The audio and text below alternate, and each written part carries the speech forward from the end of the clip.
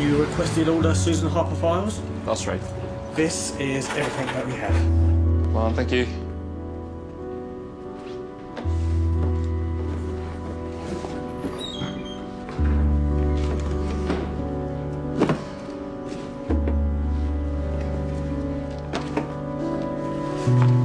Okay, so this is what I'm thinking.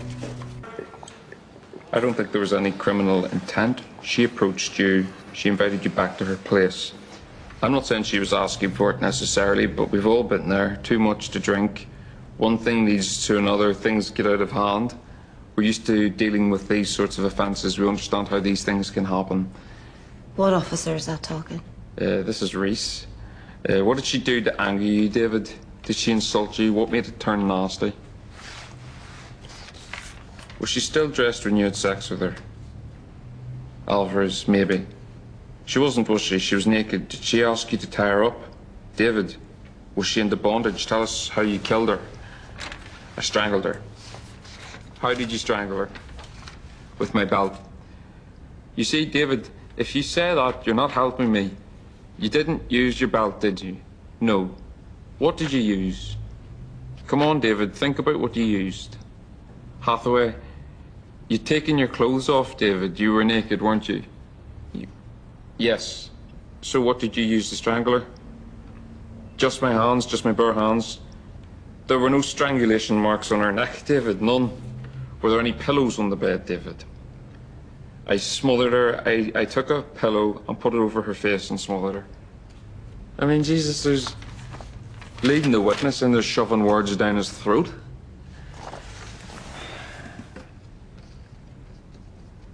Why weren't Alvarez's defense all over this?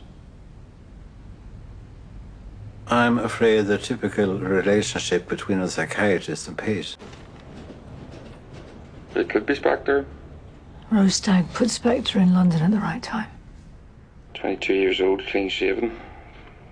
It's hard to tell. No, it's not. That's him. I know it's him. Well, we couldn't quite believe the interrogation tactics. Classic old school interview. Trickery, deceit, psychological manipulation. Alvarez thought he'd be able to go home after confessing, and it seems he fell for it all. For some reason, he seemed eager to please. I've no idea why the defence team weren't all over it. All the evidence was pretty strong. I mean, the only other fingerprints found at her flat were Alvarez's, and the only DNA recovered from her body was his. True. But when it comes to the actual murder, they had to lead him by the nose to get him to where they wanted him to be. He really seemed to lack detailed knowledge. I have a good feeling about this. I can smell Spectre's involvement. And when do you see Alvarez? In the morning. Call me with any developments. Good night. Good night.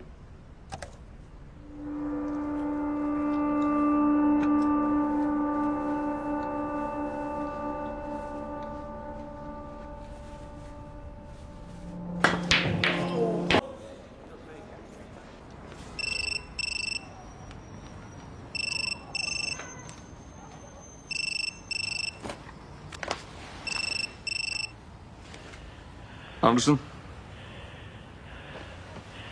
It's Assistant Chief Constable Burns. Good evening, sir. I understand you're seeing Alvarez tomorrow. Yes, sir.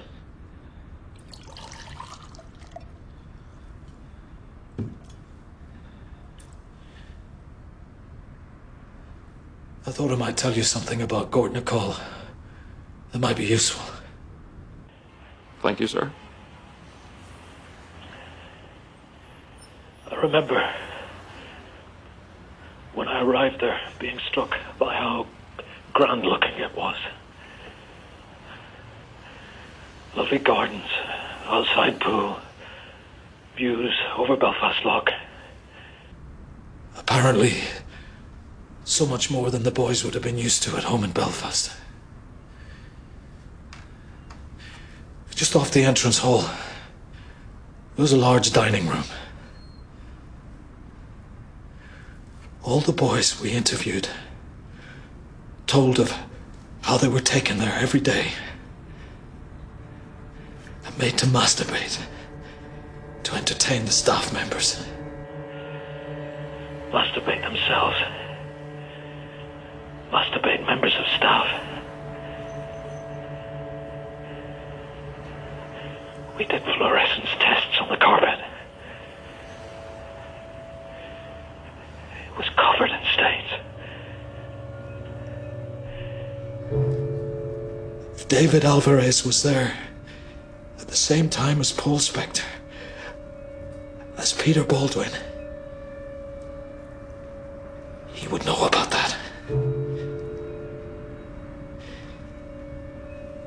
He would remember that dining room.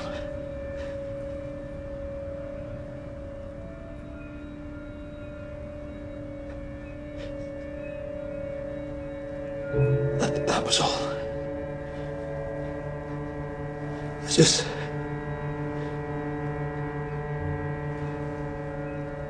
That was all.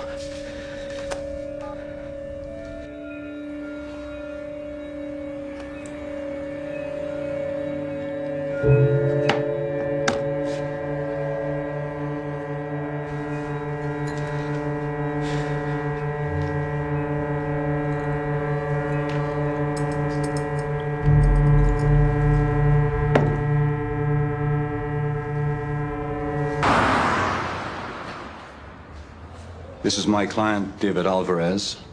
David, this is Detective Sergeant Tom Anderson and PC Danny Farrington. Well, thanks very much for talking to us, David. I haven't yet. Do you understand that it's in connection with your conviction for murder? Fraser's explained, yes. I wonder, do you recognize this man? And for the purposes of the tape, I'm showing David a picture of a male individual. I do, yes. What name do you know him by? Peter Baldwin.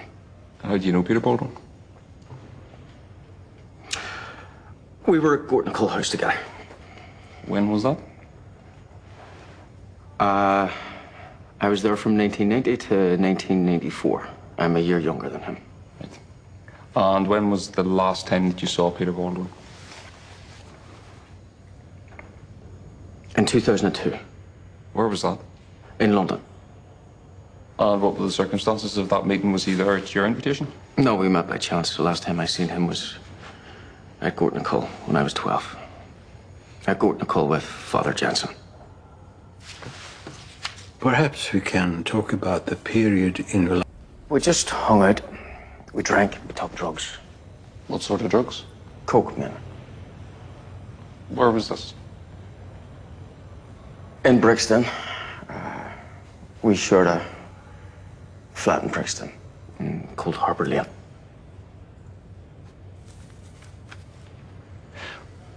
Were you with Paul Spector, Peter Baldwin, on the night that Susan Harper died, David?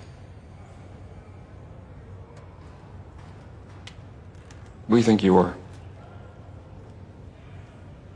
I'm producing a laptop showing CCTV footage of exhibit NS1.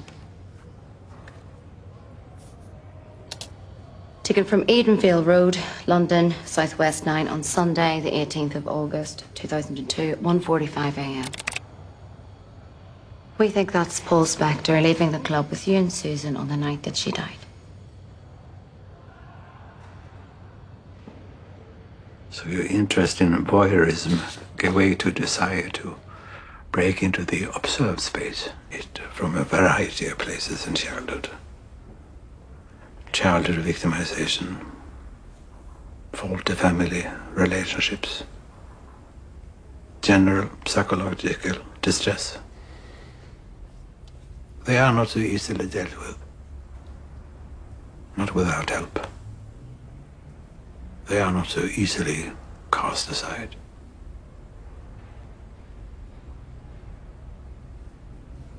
Did you confess because you felt guilty about the offence? Maybe. Maybe, yes. Or to protect someone?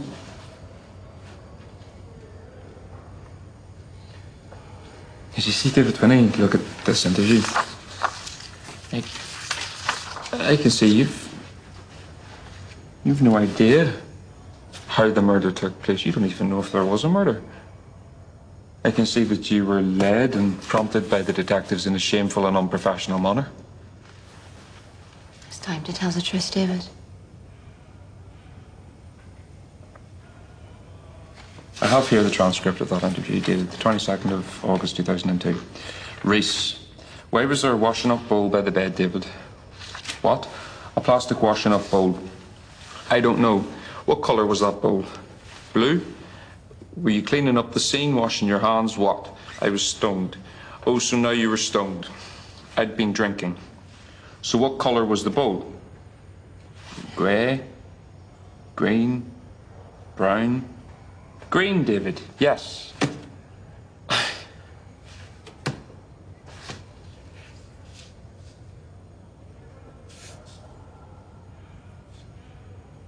I think I know why that bowl was there. And it relates to the modus operandi of Paul Spector, Peter Baldwin.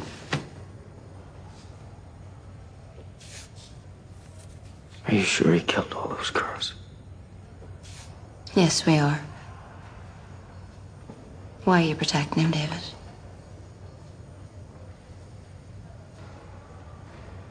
No one has any idea how bad Gordon Cole House was. Only those that were there. I have some idea. No, you fucking don't.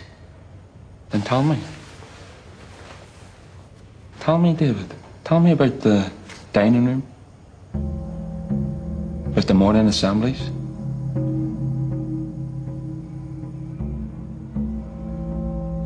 How do you know about that? It's one of my colleagues was the arresting officer. He put Jansen and several others in prison. And they did forensic tests there. And they found the carpet in that room covered in semen stains.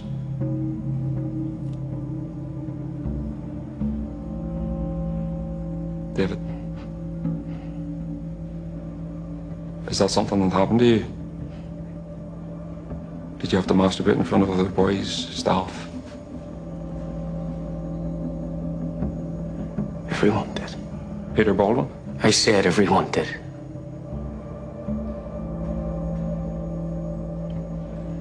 Me, pretty boy. Everyone did at one time or another. Pretty boy? Jansen's name. For Spector. For Baldwin, Spector, whatever.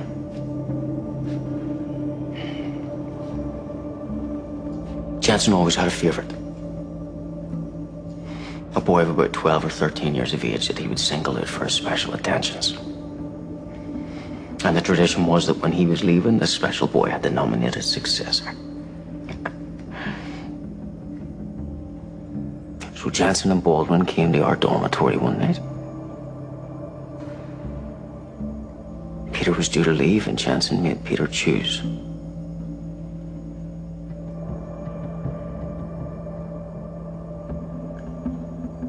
He could have chose me. He looked straight at me.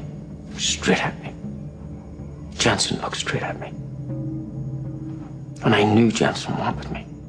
I felt it.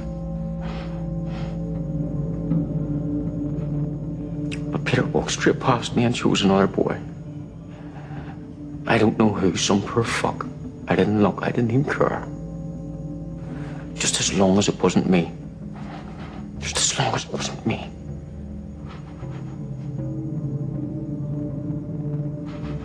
Being Jansen's favorite was the worst thing. The worst thing you can imagine. David? Are you certain that Baldwin, Paul Spector, was Jansen's favorite? For a full year. Every night and every day for a full year. Very frightening. Why would you take the blame? David Alvarez. Why would you do that, Inspector? Beyond the debt of gratitude. It's clear he felt guilty. He was part of it after all. He wrote long, rambling letters of apology to Susan Harper's parents from prison. In his interviews, he seemed very vulnerable and suggestible. I guess he's toughened up in prison, but I wonder if he didn't get off on it in some way at the time. He seemed very flattered by the detectives' boys will be boys bullshit, and suddenly he was the centre of attention, a kind of celebrity. Huh. Have you spoken to Chris George? Is he going to want the Met officer to sit in on any further interviews regarding the Harper murder? He's happy for you to represent the Met, and he said he'll back us if we reopen the Alvarez investigation. Oh, that's great news. We're seeing Spectre tomorrow to put the new evidence from the lockup to him. When are you back? First thing, I'll go straight to the serious crime suite. Good work, Tom. Let's hope so. Present is Detective Superintendent Gibson. Can you please state your full name and date of birth? Peter Paul Spector, 25th of May, 1979. And also present is... Sean Healy, solicitor. And at the conclusion of the interview, I'll give a notice of how you can obtain a copy of the tapes. You do not have to say anything, but I must caution you, if you do not mention when questioned something you later rely on in court, it may harm your defence. If you do say anything, it may be given in evidence. Do you understand caution? Yes. We have reason to believe that you rented a lockup as a storage unit in the name of Peter Baldwin. I'm showing a lease agreement for that lockup.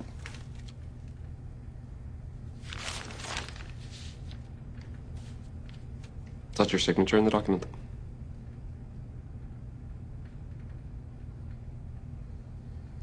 The benefit of the tape, Paul Spector has declined to answer the question. In that lockup, along with the car we believe you stole, we found a number of items that we'd like you to account for. We believe that these documents, these diaries or journals, are your work. I'm showing Exhibit ME369, which is a journal, and also a copy of the contents of the journal. Now, are you able to identify the subject of this journal, a woman with the initials R.W.?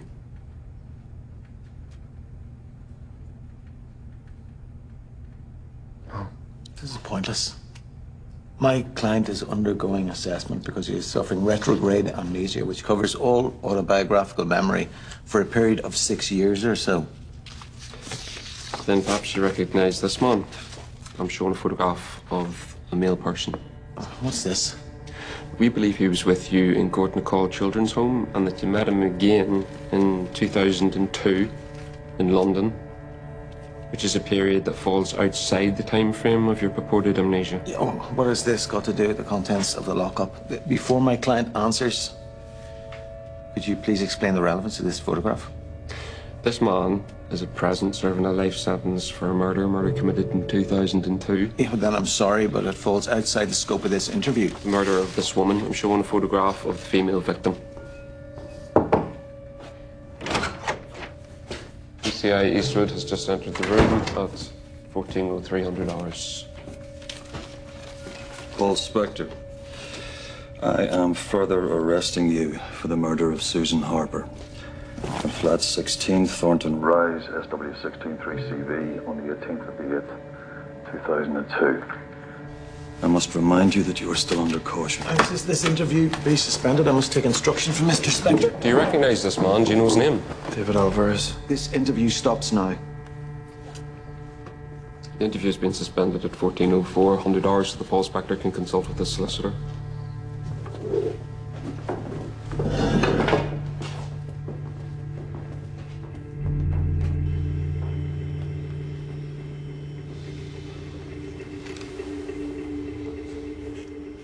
Who the fuck is David Alvarez?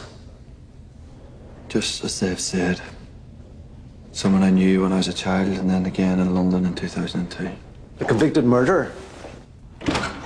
Yes. What is going on?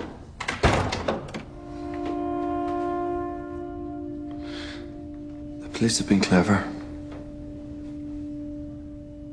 They have something on me that I can actually remember.